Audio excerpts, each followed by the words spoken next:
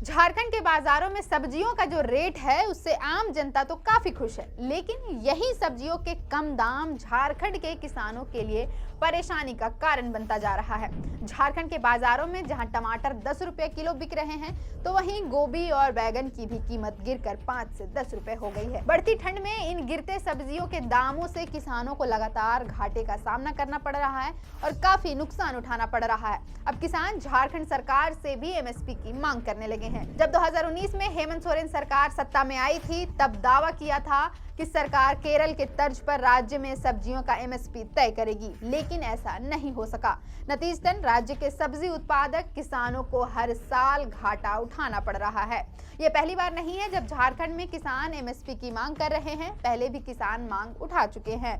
तब झारखंड के तत्कालीन कृषि मंत्री बादल पत्रलेख ने कहा था कि राज्य में सब्जियों का एमएसपी तय करने के लिए हाई लेवल कमेटी बनाई गई है। रिपोर्ट आने के बाद सब्जियों के न्यूनतम समर्थन मूल्य तय करने को लेकर फैसला लिया जाएगा। बादल पत्रलेख ने किसानों से किए वादे को पूर्ण करने का वचन दिया था, लेकिन सरकार के वादे का क्या है, वादा तो टूट ही जाता है। लेकिन ये एमएसपी होता क्या है, तो आपको बता दें कि एमएसपी का पूरा नाम न्यूनतम समर्थन मूल्य है।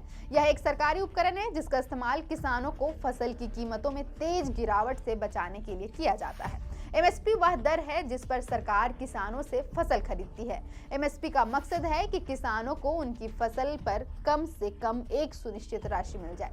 एमएसपी बाजार में उतार चढ़ाव के समय किसानों के लिए सिक्योरिटी कवर के तौर पर भी काम करता है। अब एक बार फिर झारखंड के किसानों के बीच मचे हाहाकार को देखते हुए नई कृषि मंत्री शिल्पी नेहा तिर्की ने किसानों के लिए बड़ी बात कह दी है। झारखंड के कृषि पशुपालन एवं सहकारिता मंत्री शिल्पी नेहा तिर्की ने विभागीय समीक्षा के दौरान संकेत दिया है कि राज्य में महुआ समेत अन्य वन उपज और सब्जियों का न्यूनतम समर्थन मूल्य यानी एमएसपी तय करने की योजना पर सरकार आगे बढ़ रही है। कृषि मंत्री सब्जियों समेत वन उपज का एमएसपी तय करने की तैयारी में है। कृषि मंत्री ने इस संबंध में जानकारी दी है कि सरकार इस पर विचार कर रही है।